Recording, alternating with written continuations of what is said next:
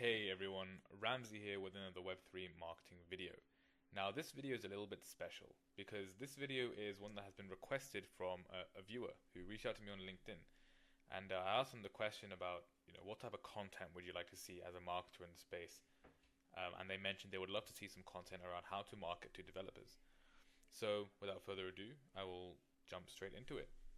So before we get into anything remotely related to the specifics of dealing with developers, we have to look at the fundamentals of marketing, right? First of all, understanding your audience.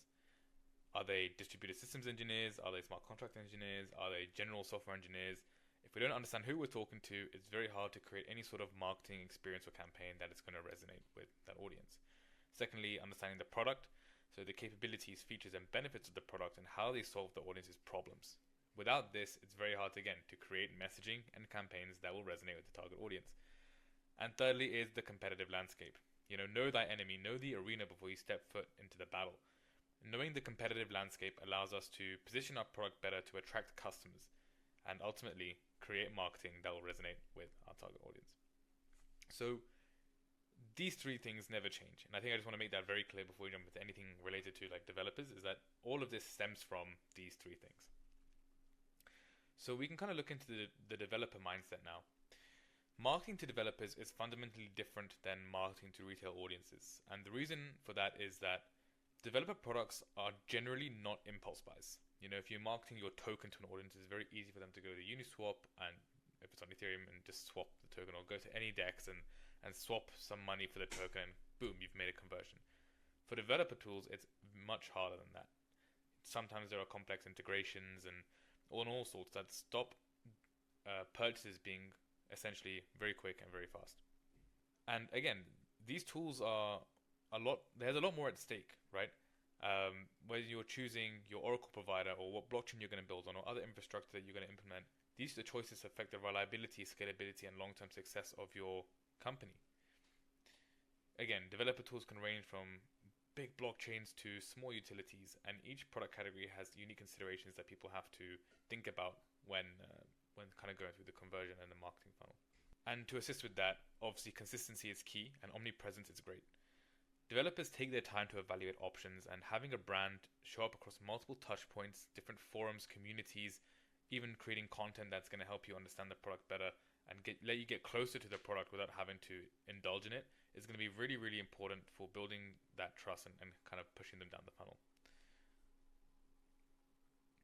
Now, there is a myth that I've heard and I've discussed with others around marketing for developers being purely logical, and that there is no emotional conversion in a marketing funnel that's focused on developers.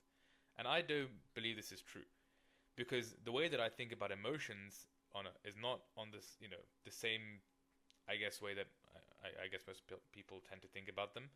And what I mean by that is, emotions are a spectrum, correct, but the spectrum, in my opinion, is not emotion or emotionlessness. It's emotion. It's a spectrum of intensity. So we have very intense emotions, and we have very subtle emotions. And just like things like hatred and euphoria are very intense, there's things like trust and confidence, which might be a little bit more subtle. For example, if our audience is focusing on reliability, their main concern is that the thing doesn't break, and we should be emphasizing trust and safety. And that is not necessarily an intense emotion to feel. It's still an emotional trigger, and it's still an emotional connection because they have to feel it. But it's not necessarily a super intense thing that they have to feel in awe about. And the same for performance, right? If the audience is focused on creating groundbreaking solutions to position, you should be if the audience is focused on creating, groundbreaking solutions, and they need something that is really performant to support that, positioning the product as an enabler is going to be key, but that's not necessarily an intense thing to feel. They just need to feel that they trust the solution works. So in that sense, tactics like case studies, testimonials, transparent testing, like demonstrations, and POCs that show them how the product can do different things. These are all important in building that trust and gaining that emotional connection between the developer and the tool. But again, it's not necessarily a really intense emotional conversion. It's a subtle, over time building of trust. And yeah, so I don't think it's worth thinking about developers as, they are thinking logically, but they're thinking logically in order to, I guess, rationalize an emotion, which a lot of people do actually. After you make an emotional purchase, you tend to rationalize it. Try and notice that about yourself next time. Emotions like safety, trust, confidence, and empowerment are subtle, but critical in developer marketing, and it's things that we need to put across. Your messaging should make them feel supported and equipped to succeed. So we're just going to go over a few tactics that are important to utilize in Web3 as a base. Now, again, developers need to feel confident that your solution will work. So generic ads are not going to work. Ditch that right away. They might be good for lead gen and getting eyeballs to the product, but they're not going to help much more than that. For what we suggest, there's about 8 things here. And obviously these can be used for a variety of different types of products. Obviously every product is different, and there are different categories that some of these tactics might not really helpful. For example, having an API for like ChatGPT and having a hackathon around that might not necessarily be super helpful. If you're like a ChatGPT wrapper, I may specify. But again, there's different tactics for different type of projects. And our goal here is to just kind of showcase some stuff that you can do if you are feeling stuck. First up is hackathons. So hackathons and builder houses are great. I think they're very much seen for new chains who are looking to attract developers because it gives them a reason, an incentivized reason to come and build with you guys. And they're really powerful for a couple of ways. One is that, you get people to sign up and they can build with your technology. But secondly, it gives you an opportunity to meet the builders and build relationships with them in ways that you might not be able to do otherwise, especially for in-person hackathons and builder houses. So don't look at it on a surface level. There's very much second and third order consequences from utilizing hackathons as part of your marketing funnel in the name of community building as well. Number 2 and 3 are live sessions and developer webinars. These are really good for showcasing to people who might be intrigued about the product but not necessarily convinced enough to jump in, to kind of have another second look, right? It allows us to educate the audience in a real or recorded setting. It allows them to ask questions, allows us to respond to feedback, and it gives them a very big insight into how the product works, how the technology works, and how they can implement it into their own builds. Fourth is step-by-step tutorials. So coming off of that, developer webinars for tools that are require some sort of integration or have a specific use case. Step-by-step tutorials on how to use those and go through some common problems and how to kind of solve them with the product is really important. These are really nice and can be like an easy supplement to also your BD team as well. Fifth is case studies and testimonials. This is not much to be said here. If you have successful case studies and testimonials of people using your technology and driving some sort of significant KPI or result, showcase them. We always recommend video case studies and video testimonials to be much better than written, because most of the time you can't really force someone to say a specific thing. They usually speak from their experience, and writing can always be edited and stuff like that. So video testimonials are fantastic. 6 is developer courses. So if you are utilizing, for example, if you are building a new coding language,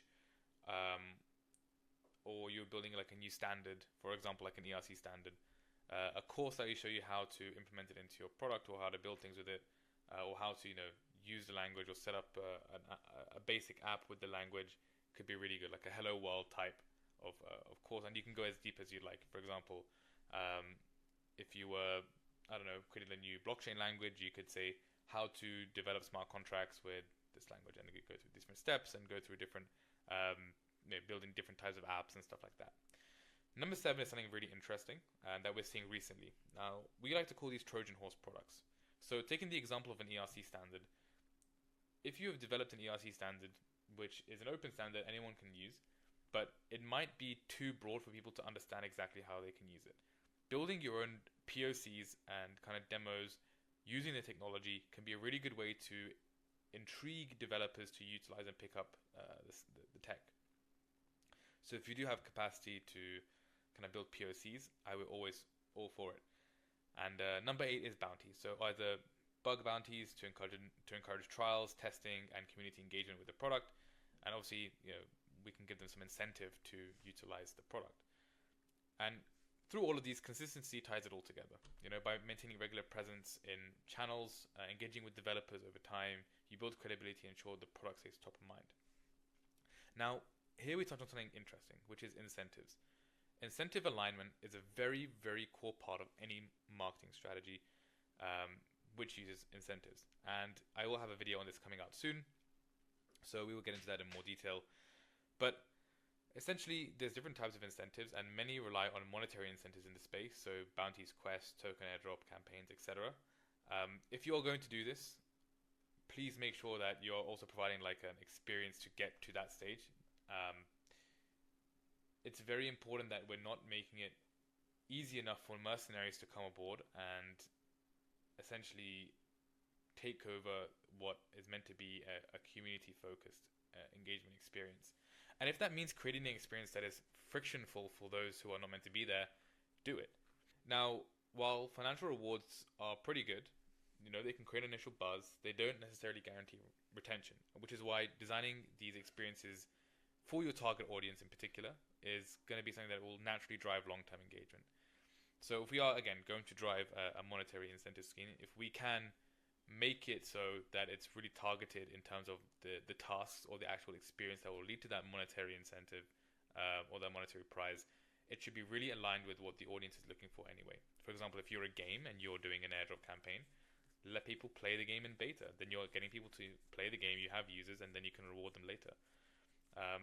For developers, this might be a little bit different. This could look like bug bounties. This could look like a lot of other, building products on the chain. If it's a new blockchain, building new products with the technology involved. For example, if you are utilizing a specific smart contract, for example, and someone has developed a smart contract that they've monetized in some way, and for them, their testnet or their vulnerability check is basically people implementing the smart contract and using it and battle testing it and finding exploits, then that's great. That means no one else can really get part of that pie unless they're really honed in on being in that target audience. With that, I think it's a really good case study that happened recently, which is Hyperliquid.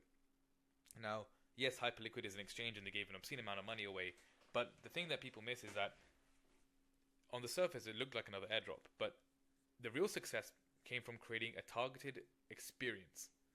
They knew exactly who their audience was, and they created an experience exactly for them, and only for them, not for anyone else.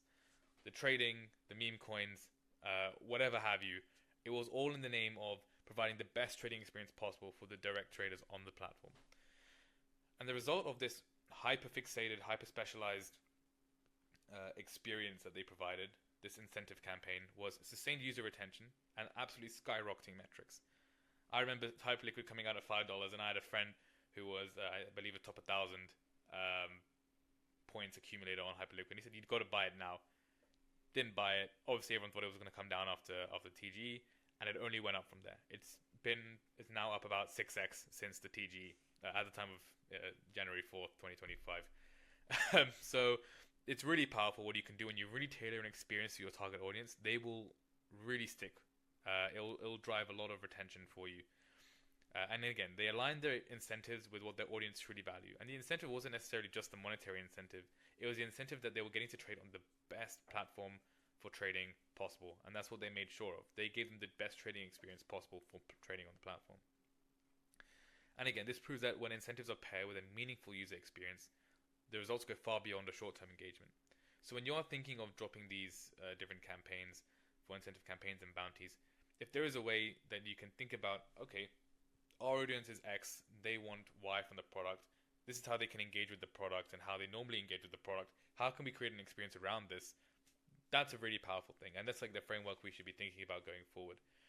For anyone who's looking to do a questification campaign on these kind of lower level platforms, I implore you to think a little bit deeply about maybe designing something a bit more elaborate so your audience can get more involved with the product and the brand and get a more emotional connection there as well. Because that way you obviously risk opening up the quests and the incentive campaigns to mercenaries who may be great for short-term numbers but will kind of leave you high and dry after the fact. So to summarize, meet them where they are, right? wherever your audience is, create marketing campaigns and strategies that will center around those places, communities, forums, events, whatever have you. Create practical value, right? Showcase to them that they can trust the solution. We need to instill a sense of confidence within them that allows them to move swiftly to buy and convert into a paying customer. Tutorials, webinars, hands-on experiences, all these things that are utilized to convey that they can rely on the product, they can trust the product, and that they shouldn't have a problem using the product. Again, these people have longer sales cycles and they have a lot more to consider when utilizing a product. So you need to give them no reason to decline. That's the most important thing. Balancing logic with emotion. So trust, empowerment, confidence are just as important as the technical specs. Remember, it's all good saying that we can do 100k TPS, but what people really want to know is what does that really do for them? And again, building consistency and omnipresence, stay visible across all channels, build trust and accelerate decision-making processes. With the right strategies and focus on understanding your audiences, you can build strong relationships and drive meaningful adoption. So that's it for this video. I'm really looking forward to getting the next one on incentive alignment. We'll go a little bit deeper, I believe, into the Hyperliquid campaign. And if you enjoyed this video, feel free to give it a thumbs up, subscribe, follow, and please leave in the comments any other suggestions for content that you would like to see. We're always open to creating content on the Web3 marketing and the Web3 space. But yeah, that's it for now, and I'll see you in the next video.